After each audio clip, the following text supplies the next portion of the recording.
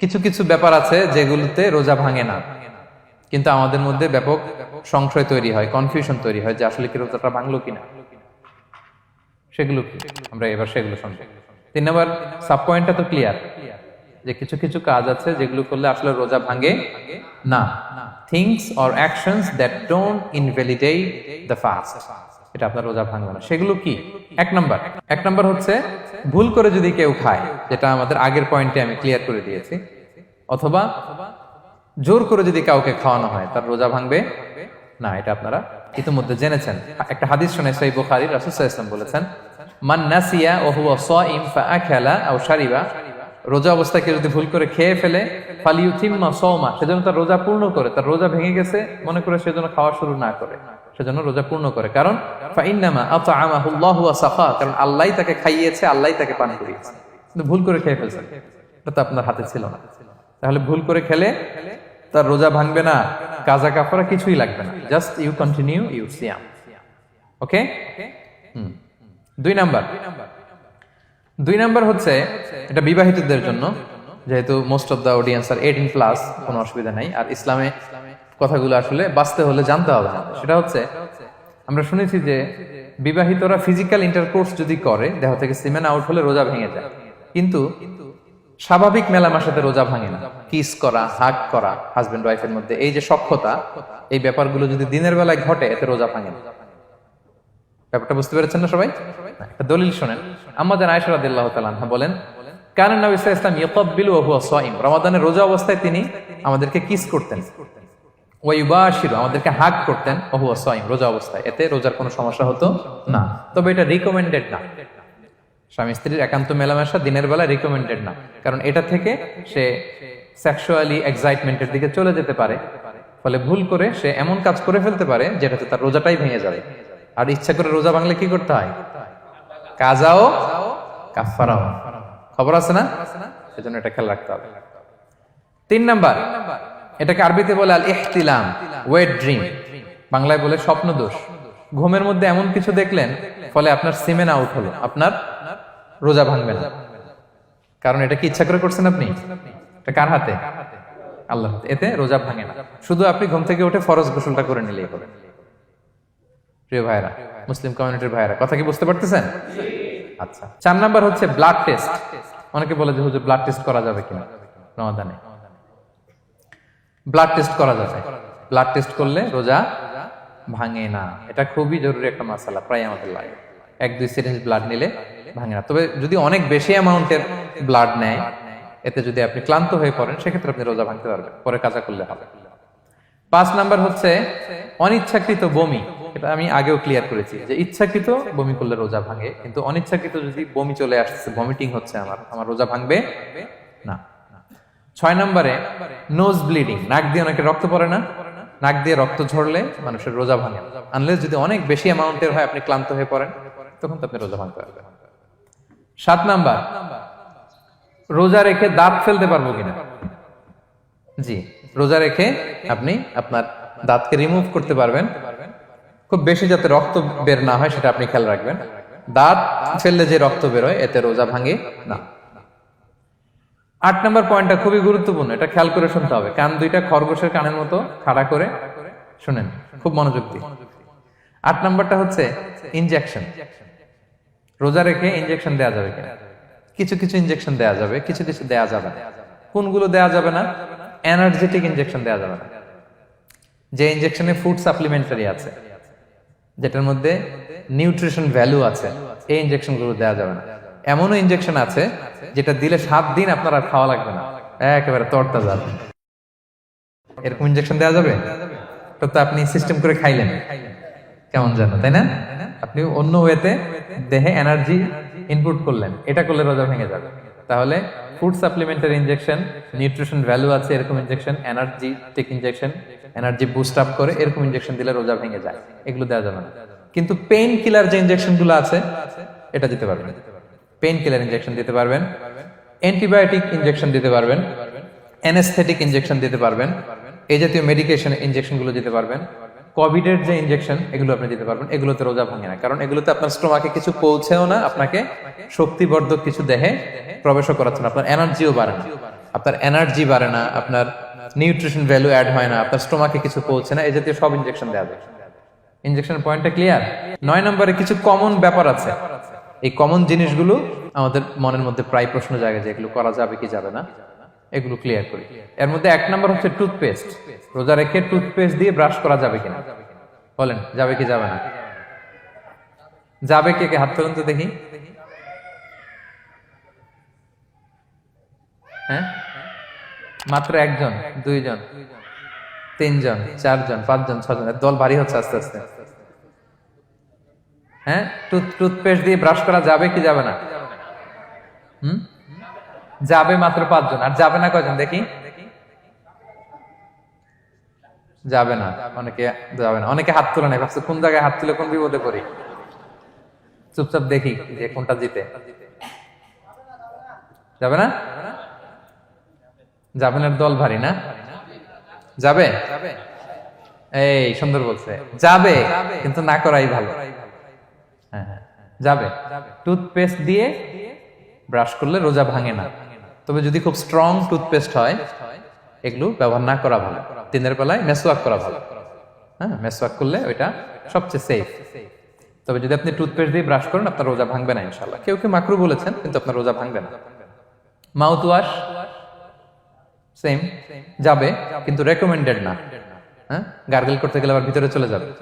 Simply কুলি করা যাবে, কিন্তু আপনার রোজা ভাঙবে না। কিন্তু দিনের বেলায় আমরা টুথপেস্ট, মাউথ ওয়াশ এগুলো ইউজ না করে কোনটা সাজেস্ট করি? কোনটা?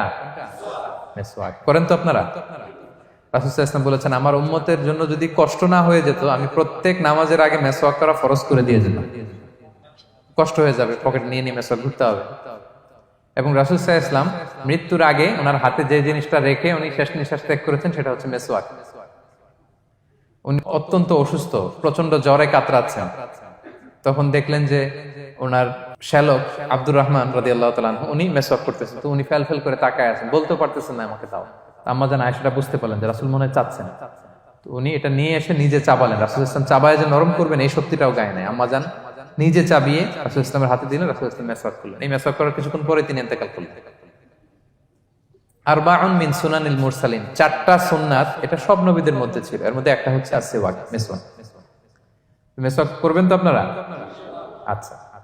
এরপর রোজা রেখে আতর দেয়া যাবে, কোনো সমস্যা নাই। পারফিউম দেয়া যাবে, সমস্যা নেই। আই ড্রপ দেয়া যাবে, চোখে ড্রপ দেয়া যাবে, আইলাইনার দেয়া যাবে, কাজল দেয়া যাবে, এগুলোতে রোজা ভাঙে না।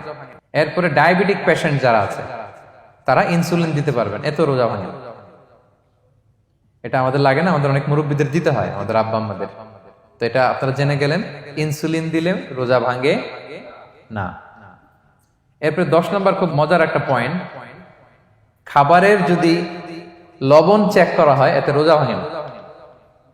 তবে ঘরে আপনারা এটা ট্রাই করবেন না, এটা রেকমেন্ডেড না। এটা কখন রেকমেন্ডেড? এটা বড় শেফদের জন্য। লেটস সে রমাদানে 1000 লোকে বিরিয়ানি করা হবে, আল্লাহর বান্দারা রোজাদাররা খাবে, এটা লবণ বেশি হলে খাইতে পারবে? পারবে না। এজন্য যিনি শেফ, প্রধান বাবুর্চি, উনি লবণটা ট্রাই করতে পারবেন, করেই সাথে সাথে কুলি করে ফেলবেন, ভিতরে তো কিছু গেল না, এতে রোজা ভাঙে না। তাই বলে প্রতিদিন ঘরের রান্নাতে আবার এটা করতে যায় না। ঘরে 2 জন, আপনি আপনার হাজবেন্ড ওয়াইফ টোনাটুনি একটা হইলেই হইলো, কি বলেন? লবণ বেশি হবে কম হবে, কিন্তু বড় প্রোগ্রাম, অনেক রোজাদাররা একসাথে ইফতারি করবে, এটা তো লবণাক্ত হইলে খাওয়া যাবে না। তো সেক্ষেত্রে শেফ যদি জাস্ট জিব্বা দিয়ে লবণটা একটু ট্রাই করে নেয় যে অ্যাড করতে হবে না, ঠিক আছে, সাথে সাথে কুলি করে ফেলে, রোজা ভাঙবে না। দলিল কি? দলিল হচ্ছে কাঁচা ডালের মেসওয়াক। রাসূল সাল্লাল্লাহু আলাইহি ওয়াসাল্লাম কাঁচা ডালের জাইতুনের মেসওয়াক দিয়ে তিনি সেওয়াক দিয়ে মেসওয়াক করতেন। তো কাঁচা জাইতুনের আপনারা মেসওয়াক করছেন, এটা কিন্তু অনেক লবণাক্ত, সল্টি, এটার মধ্যে একটা ঝাঁঝালো ভাব আছে। তো এটা আপনার জিহ্বায় লাগলে কি রোজা ভেঙে যায়? ভাঙে না। এবং আপনি যদি সমুদ্র অঞ্চলে সফর করেন, সমুদ্রে লেটস সে 1 মাসের, আমাদের এই যে বাংলাদেশে তো এখন এই কি বলে প্রায় 7 লক্ষ টাকা করে দিছে আমাদের হাজিদের জন্য, হজ করতে হলে প্রায় 7 লক্ষ টাকা লাগবে। তো এরকম ঘোষণাও দেখলাম যে নেক্সট ইয়ার থেকে সমুদ্র পথে যাওয়া যাবে কম খরচে। তো কেউ যদি এমন হয় সমুদ্রের সফরে দীর্ঘ সময়, আপনি ওযু করবেন কি দিয়ে? সাগরের পানি দিয়ে। তো সাগরের পানি কেমন? সাগরের পানি দিয়ে আপনার কুলি করতে হবে না? মাছ মজা করবেন না? তা আপনার কি রমজানে যদি কুলি করেন আপনার রোজা ভেঙে যাবে? না, ভাঙবে না। তো এ থেকে স্কলাররা দলিল নিয়েছেন যে এরকম জরুরি প্রয়োজন হলে আপনি খাবারের স্বাদটা লবণটা দেখতে পারবেন, সাথে সাথে কুলি করে ফেলবেন, এতে আপনার রোজা ভাঙবে না ইনশাআল্লাহ বিইذনিল্লাহ। অনেকে প্রশ্ন করে এনজিওগ্রাম করা যাবে কিনা। এনজিওগ্রাম এগুলো করা যায়, এই যে হার্টের পেশেন্টদের জন্য এখান থেকে একটা এই ক্যাথেটার ঢুকায়, যদি এটার মধ্যে ওষুধ লাগানো থাকে তো এটা হার্টের দিকে যায়, এটা স্টোমাকে যায় না, এগুলো করা যাবে। তাহলে এই বিষয়গুলো অলমোস্ট মুত্তাফাক আলাই, মানে সর্বসম্মতিক্রমে এতে আপনার রোজা ভাঙবে না ইনশাআল্লাহ বিইذনিল্লাহ। এই পয়েন্টটা ক্লিয়ার না? ক্লিয়ার। এবার কিছু ডিসপিউটেড মাসআলা আছে, মানে যেগুলোর ব্যাপারে ইখতিলাফ আছে, কোন কোন স্কলারদের মধ্যে ভাঙবে ভাঙবে না, এটা আমি একটু ক্লিয়ার করি। এর মধ্যে এক নম্বর হচ্ছে ইনহেলার। অ্যাজমার পেশেন্ট যারা আছে, অ্যাজমা অনেকের দেয়া লাগে না ইনহেলার। ইনহেলার যদি পাফার ইনহেলার হয়, পাফার ইনহেলার যেটা দিয়ে শুধু বাতাস যায়, অক্সিজেন যায়, এটা রোজা ভাঙে না। এটা কি করে না? রোজা ভাঙে না। পাফার ইনহেলার যেটা দিয়ে অক্সিজেন পাস করে, রোজা ভাঙবে না। কিন্তু যদি ভ্যাপোরাইজেশন হয়, অথবা একটা আছে DPI, dry powder inhaler, punch করলে একটা পাউডার সহ ভিতরে যায়, অ্যাজমাটা কমায় দেয়, ওই পাউডার দিয়ে করলে কিন্তু রোজা ভেঙে যাবে। ভ্যাপোরাইজেশন হলে বা ডিপিআই ইনহেলার হলে আপনার রোজা ভেঙে যাবে। ইনহেলার ক্লিয়ার তো সবার কাছে? আচ্ছা, এরপরে যাই সামনে। সাপোসিটরি বুঝেন তো না? ডুশ বলে, প্রচন্ড জ্বর কমে না, তখন ডাক্তার বলে যে পাই পথে অ্যানাল পিল বলে এগুলাকে, পাই পথে এটাকে ইনপুট দিতে হয়। এই সাপোসিটরি এটা একটা ডিসপিউটেড মাসালা। হানাফি স্কুল অফ থটে রোজা ভেঙে যায়। আমরা যেহেতু বেশিরভাগ হানাফি স্কুল ফলো করি, হানাফি মাযহাব, তো আমরা এটাই সাজেস্ট করি সাপোসিটরি না দেওয়া। তবে অন্যান্য স্কলারদের মতে রোজা ভাঙবে না, বিশেষ করে ইবনে তাইমিয়া আলাইহি রাহমার মতে রোজা ভাঙবে না। এখানে প্রসঙ্গ যেটা হচ্ছে, সাপোসিটরি সাধারণত দিতে হয় ইমার্জেন্সি পিরিয়ডে, কি বলেন, জ্বর আর কমে না, কঠিন অবস্থা, তো ওই অবস্থায় তো রোজা এমনি ভাঙা যায়। প্রচন্ড অসুস্থ হলে ভাঙা যায় না রোজা? ভাঙা যায়। তো আপনি রোজা ভাঙবেন, পরে কাজা করে ফেলবেন, সাপোসিটরি দিবেন, অসুবিধা নেই। আচ্ছা, এয়ার ড্রপ, কানের যে ড্রপ আছে, এটার মডার্ন স্কলারদের মতে, যে ফিক একাডেমি গুলো আছে, এদের মতে রোজা ভাঙবে না, কিন্তু হানাফি স্কলারদের মতে রোজা ভেঙে যাবে। তো আমরা সাজেস্ট করি এটা আপনি না দেন, আগে পরে দেন। 3 নাম্বার, হার্টের পেশেন্টদের একটা ওষুধ দিতে হয়, এটাকে নাইট্রোগ্লিসারিন ট্যাবলেট বলে, জিহ্বার নিচে দেয়, দেওয়ার সাথে সাথে বডি এটা অ্যাবজর্ব করে ফেলে, ওষুধটা আর থাকে না জিহ্বার নিচে। জিহ্বার নিচে এটাকে প্লেস করলে সাথে সাথে এটা বডি অ্যাবজর্ব করে, এখানে আবার পাম্প শুরু হয়ে যায়। তো হার্ট অ্যাটাক করলে এটা দেয়। আধুনিক যে ফিক একাডেমি গুলো আছে তাদের মতে রোজা ভাঙবে না, কিন্তু হানাফি স্কুল অফ থটে তাদের মতে যেহেতু সম্ভাবনা আছে কিছু চলে যেতে পারে, যদিও যায় না, হানাফি মাযহাব হচ্ছে খুব ইহতিয়াত অবলম্বন করে, অত্যন্ত বেশি সাবধানতা অবলম্বন করে। কিন্তু মডার্ন ফিক একাডেমি গুলো তাদের মতে হার্ট পেশেন্টদের জন্য নাইট্রোগ্লিসারিন ট্যাবলেট যদি জিহ্বার নিচে রাখেন রোজা ভাঙবে না। হিজামা, কাপিং, হিজামা চিনেন তো? হ্যাঁ, হিজামা করছেন কেউ এখানে? আপনি করছেন, আর কেউ? অনেকে করছে দেখি মাশাআল্লাহ। এটা এখন অনেক পপুলার হচ্ছে, রাসূল সাল্লাল্লাহু আলাইহি ওয়াসাল্লাম কিন্তু করতেন। এখন দেখবেন যে অনেক বড় বড় সেলিব্রিটিরা, অ্যাথলেটরাও করে। এরকম কাপিং এর টিউব আছে, পিঠে একটু কেটে ওটাকে লাগায় দেয়, আস্তে করে এই রক্তগুলো বের করে ফেলে, ব্যথা ট্যাথা, পেইন টেন এগুলো কমে যায়। এখন কিন্তু এটার অনেক প্রচলন বেড়েছে। হানাফি স্কুল অফ থটে হিজামাতে রোজা ভাঙে না, অন্যান্য স্কুল অফ থটে ভাঙে। তো হিজামা তো ইমার্জেন্সি কিছু না, আমার দিনের বেলায় কেন রমজান মাসে হিজামা করা লাগবে, আমি ইফতারের পরে হিজামা করলাম। আচ্ছা, ব্লাড ডোনেশন করলে রোজা ভাঙবে কিনা, এক ব্যাগ যে রক্ত নেয় ভাঙবে কিনা? হাম্বালি মাযহাব অনুযায়ী ভেঙে যায়, হানাফি মাযহাব অনুযায়ী ভাঙে না। আমরা হানাফি স্কুল ফলো করি, সো আপনি ব্লাড ডোনেট করতে পারবেন, ভাঙবে না। তবে অনেক ব্লাড ডোনেট করার কারণে যদি আপনি অসুস্থ হয়ে যান, দুর্বল, ওই অসুস্থতার কারণে আপনি ভাঙতে পারবেন। তবে এটা রেকমেন্ডেড, যদি ব্লাডের কারণে মুমূর্ষু রোগীর জীবন যায় অবস্থা, তখন অবশ্যই আপনি ব্লাড ডোনেশন করবেন, যাতে করে একজন মুমূর্ষু রোগী জীবন ফিরে পায়। তো এই পয়েন্টটা তো ক্লিয়ার না সবার? তো এই ছিল সম্মানিত সুধী কিছু মৌলিক বিষয় যেগুলো